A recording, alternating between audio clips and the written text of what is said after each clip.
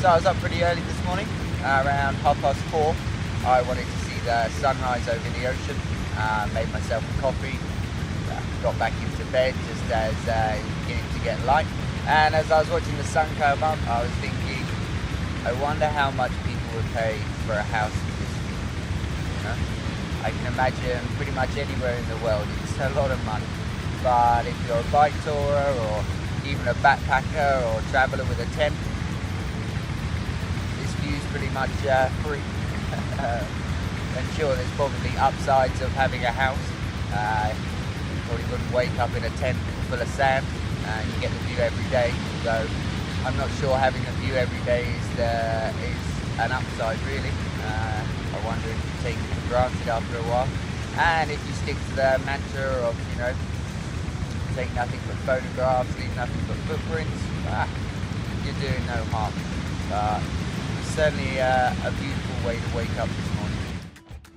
But it is time to get on the road, 7:30 now, just coming up. I want to try and get a good day in the saddle today. Hopefully another 100 kilometers further south there's an opportunity to camp on the beach again. But yeah, get on the road and let's go see.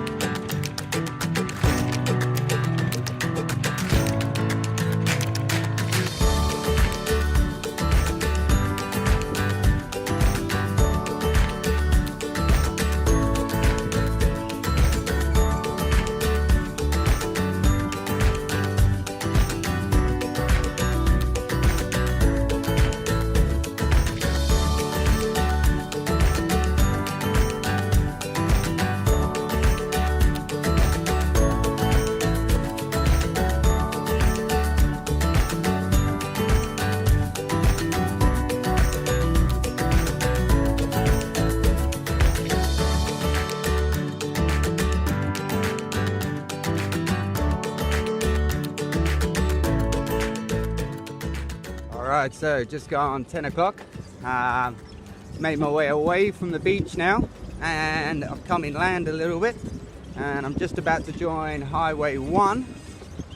I'm not going to be on it for too long, I don't think, but it means that I can make up some kilometers. The camp spot that I'm after is a good 60k away, but we're still fairly early in the day, so plenty of time.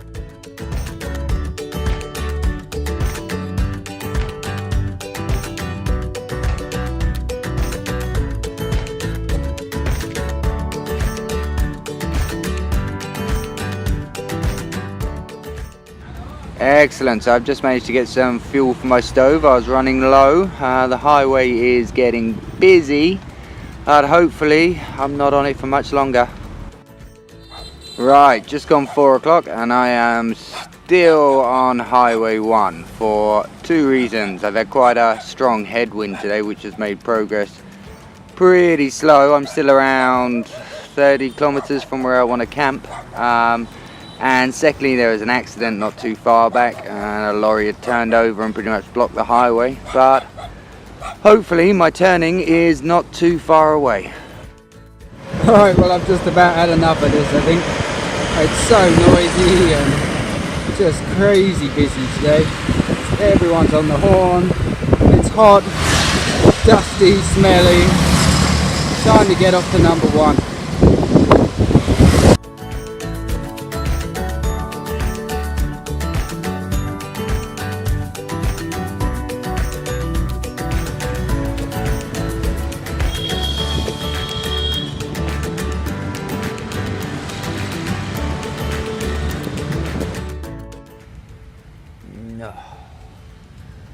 Well, what a day. I've just managed to get the tent up. It's about 7:30. I spent the last hour and a half riding in the dark.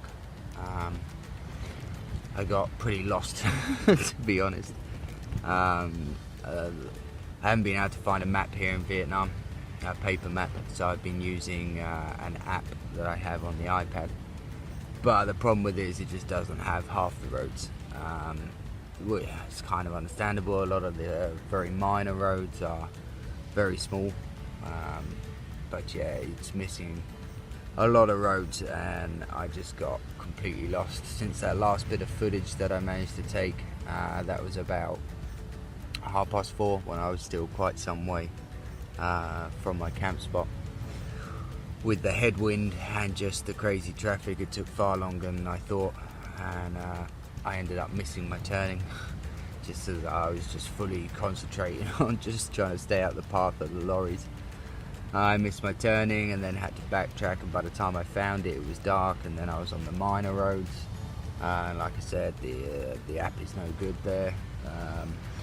Tried asking a couple of villages. I showed them the map on my tablet and just pointed at the sea, basically asking, you know, which direction is the sea from here. But I didn't get a lot of luck with that, really. I don't know why, you know, it's